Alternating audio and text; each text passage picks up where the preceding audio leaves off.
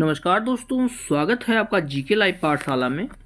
SSC GD 2025 के लिए अंकित Bhati sir की बुक कवर कर रहे हैं, जिसमें हम आज के लेक्चर में भारतीय अर्थव्यवस्था का दूसरा पार्ट देखेंगे।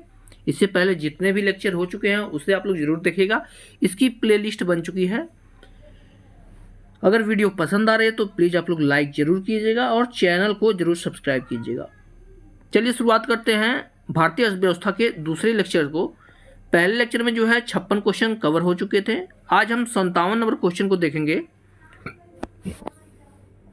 इसमें दिया गया है प्रति व्यक्ति आय उस देश के एक व्यक्ति द्वारा अर्जित औसत किसको निरूपित करता है। तो प्रति व्यक्ति आय जो है जवाब हो जाएगा आपका ऑप्शन ए। यह जो है औसत आय को निरूपित करता है, यानी औसत आय को दर्शाता है। अगला प्रश्न है कृषि उपज का वह हिस्सा जो किसानों द्वारा बाजार में बेचा जाता है यह किसका अधिशेष कहलाता है। जवाब बन जाएगा आपका ऑप्शन नंबर यहां से डी, बाजार का अधिशेष कहलाता है। ऑप्शन डी सही है। नेक्स्ट क्वेश्चन, भारत में औपनिवेशिक शासन के दौरान कृषि में ठहराव को किसके द्वारा अस्थायी रूप से समाप्त कर दिया गया था। जवाब है आपका ऑप्शन बी, हरित क्रांति के द्वारा इसको जो है समाप्त कर दिया गया था। नेक्स्ट क्वेश्चन दिया गया है किसका विकास भारत में पहली पंचवर्षीय योजना का मुख्य उद्देश्य था। तो आप लोग जानते हैं पहली पंचवर्षीय योजना में जो है सबसे ज्यादा बल कृषि पर दिया गया था। विकल्प यहां से डी से हो जाएगा, कृषि पर जो है सबसे ज्यादा बल दिया गया था। 61 नंबर का प्रश्न दिया गया है नवजात मृत्यु दर किसी दिए गए वर्ष या अन्य अवधि में प्रति 1000 जीवित जन्मों के जीवन के पहले कितने दिनों के दौरान होने वाली मृत्यु की संख्या को संदर्भित करता है। यानी उसके जन्म से जो है कितने दिनों बाद जो है मृत्यु की होने वाली संख्या को संदर्भित करता है। तो यह जो है 28 दिन। विकल्प यहां से सी से हो जाएगा 28 दिन। अगला प्रश्न है किसी संस्था के स्वामित्व वाली वस्तुएं क्या कहलाती हैं। जवाब है ऑप्शन डी, किसी संस्था के स्वामित्व वाली वस्तुएं जो है परिसंपत्तियां कहलाती है। विकल्प यहां से डी से हो जाएगा परिसंपत्तियां। अगला प्रश्न है 8वीं पंचवर्षीय योजना के दौरान प्रधानमंत्री कौन थे। तो उस समय प्रधानमंत्री जो है पीवी नरसिम्हा राव थे। विकल्प यहां से सी से हो जाएगा PV Narasimha Rao. Next question, व्यापार और वाणिज्य का विस्तार करने और विदेशी मुद्रा लाने में क्या मदद करता है। जवाब बन जाएगा आपका ऑप्शन डी, निर्मित वस्तुओं का निर्यात निर्भर करता है। निर्मित वस्तुओं का निर्यात। नेक्स्ट क्वेश्चन है अर्थशास्त्र में सीआरआर का पूर्ण रूप क्या है। इसका जवाब हो जाता है आपका ऑप्शन नंबर यहां से ए, कैश रिजर्व रेशियो। सीआरआर का मतलब क्या होता है कैश रिजर्व रेशियो। विकल्प आपका ए सही हो जाएगा। अगले प्रश्न की तरफ बढ़ते हैं। इसमें दिया गया है केंद्र सरकार की दूसरी जनसंख्या नीति राष्ट्रीय जनसंख्या नीति यानी एनएनपी भारत में किस वर्ष बनाई गई थी। जवाब बन जाएगा आपका ऑप्शन ए, सन 2000 में जो है एनएनपी बनाई गई थी। अगला प्रश्न है कौन सी पंचवर्षीय योजना बुनियादी ढांचे के विकास यानी बिजली और परिवहन पर केंद्रित थी। जवाब हो जाएगा आपका ऑप्शन सी, पहली पंचवर्षीय योजना इस पर निर्भर थी। कौन थी पहली पंचवर्षीय योजना। अगला प्रश्न किस पंचवर्षीय योजना का मुख्य फोकस भारी और बुनियादी उद्योगों का विकास तथा तीव्र औद्योगिकरण था। जवाब हो जाता है आपका ऑप्शन डी, दूसरी पंचवर्षीय योजना। पहली में जो कृषि पर बल और दूसरे में जो है औद्योगिकरण पे जो है बल दिया गया था।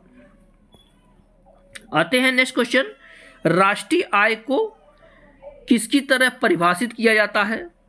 जवाब बनता है आपका ऑप्शन नंबर ए, कारक लागत पर एनपीपी के द्वारा जो है परिभाषित किया जाता है। ये ऑप्शन आपका यहां से सही बनेगा। अगला प्रश्न है हरित क्रांति के परिणाम स्वरूप भारत में खाद्य फसलों का आयात कितना था? जवाब है ऑप्शन सी, खाद्य फसलों का आयात जो है कम हो गया था। अगला प्रश्न, जनगणना के अनुसार किस भारतीय राज्य का जनसंख्या घनत्व सबसे कम है? जवाब बनेगा ऑप्शन सी, अरुणाचल प्रदेश का जो है जनसंख्या घनत्व सबसे कम है। नेक्स्ट क्वेश्चन, घरेलू मुद्रा के संदर्भ में विदेशी मुद्रा की एक इकाई की कीमत क्या कहलाती है? इसका जवाब है ऑप्शन बी, इसे जो है मौद्रिक विनिमय दर कहते हैं। मौद्रिक विनिमय दर। नेक्स्ट क्वेश्चन है, सरकार की प्राप्तियां जो देयता सृजित करती है या वित्तीय परिसंपत्तियों को कम करती है, इसको क्या कहते हैं? तो इसे ही हम लोग जो है पूंजीगत प्राप्तियां कहते हैं। विकल्प यहां से सी से हो जाएगा, पूंजीगत प्राप्तियां।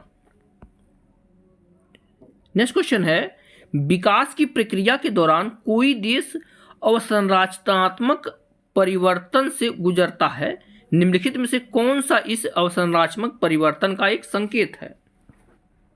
तो इसका जवाब हो जाता है ऑप्शन डी, यह जो है जीडीपी में कृषि का योगदान घटता है। क्या होता है? जीडीपी में जो है कृषि का योगदान घटता है। अगला प्रश्न है, शहरी जल संतुलन योजना में चिन्हित परियोजनाओं के आधार पर किसको तैयार किया जाता है, यानी CWAP तैयार किया जाता है? जवाब हो जाता है आपका ऑप्शन नंबर यहां से डी। क्या होता है CWAP का full form? City water action plan तैयार किया जाता है, ठीक है ना, सिटी वाटर एक्शन प्लान। अगला प्रश्न है, भारतीय प्रतिभूत और विनिमय बोर्ड यानी सेबी की पहली महिला प्रमुख कौन बनी है? जवाब जानता है आपका ऑप्शन नंबर यहां से सी, बनी थी आपकी मधावी पुरी बुच। कौन? मधावी पुरी बुच।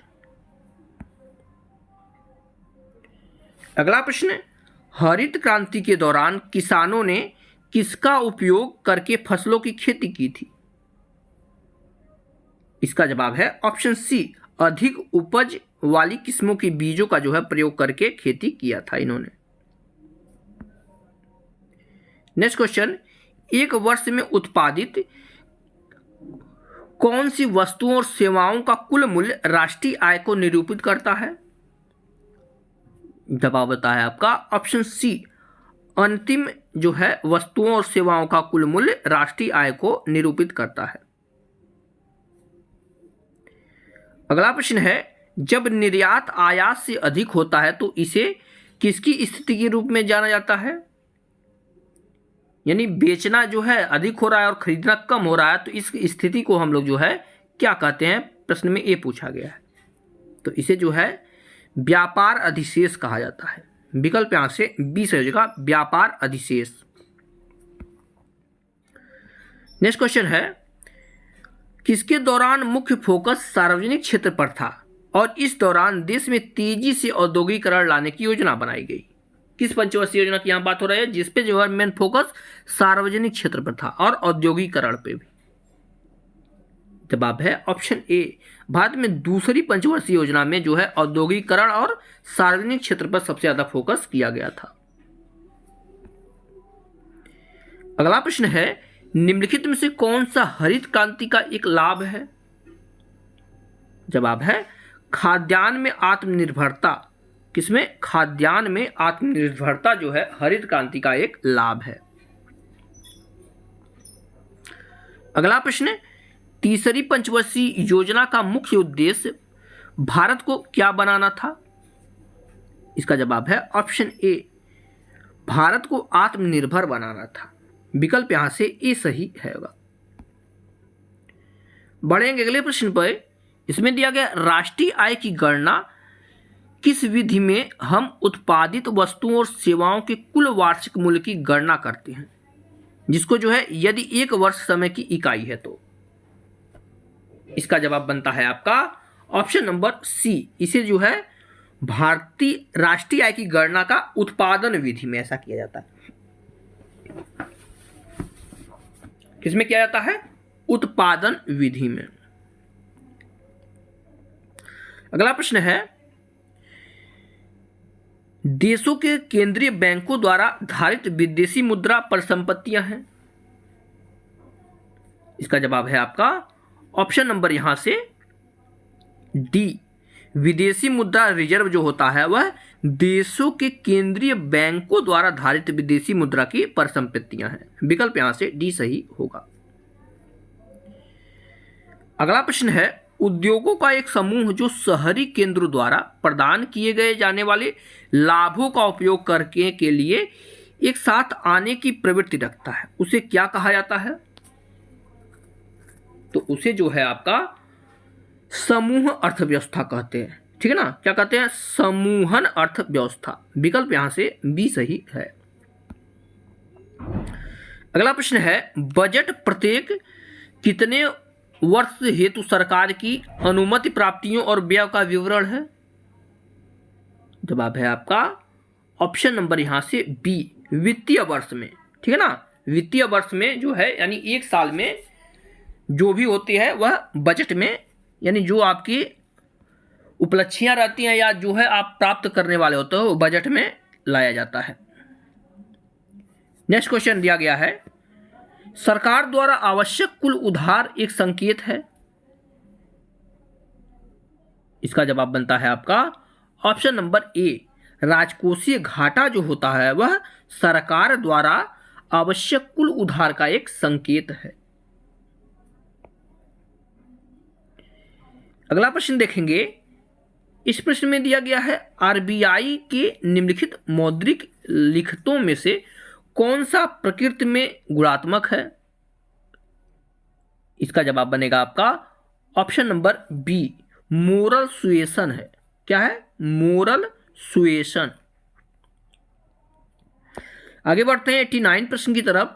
इसमें दिया गया, भारत के राष्ट्रीय खेल 2022 के 36वें संस्करण में किस राज्य ने सर्वाधिक कांस्य पदक जीते थे?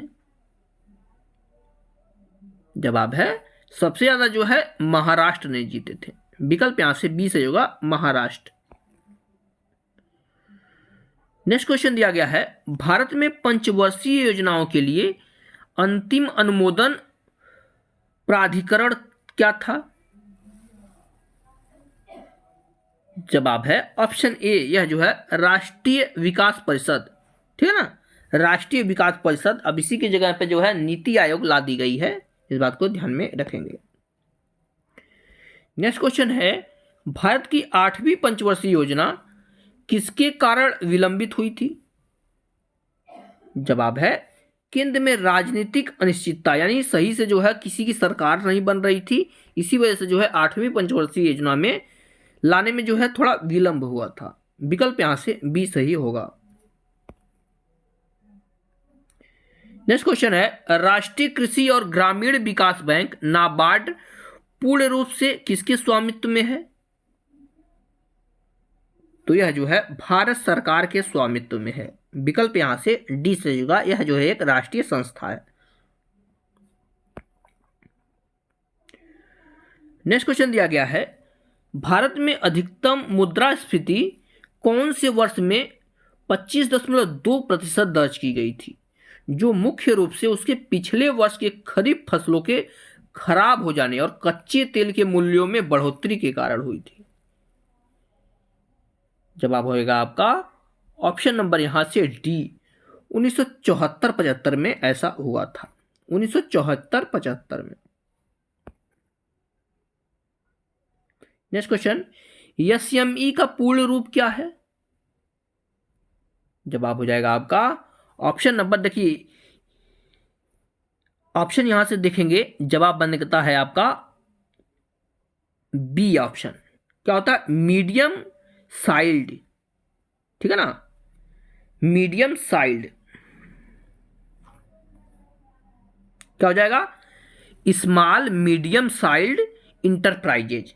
ठीक है ना, सिर्फ इसमें यम का पूछा गया है। यस का यहां पर दे दिया, देखिएगा यस का दे दिया गया है और ई का भी दे दिया गया है इंटरप्राइज, लेकिन यम के बारे में पूछा जा रहा है तो हो जाएगा मीडियम साइज्ड।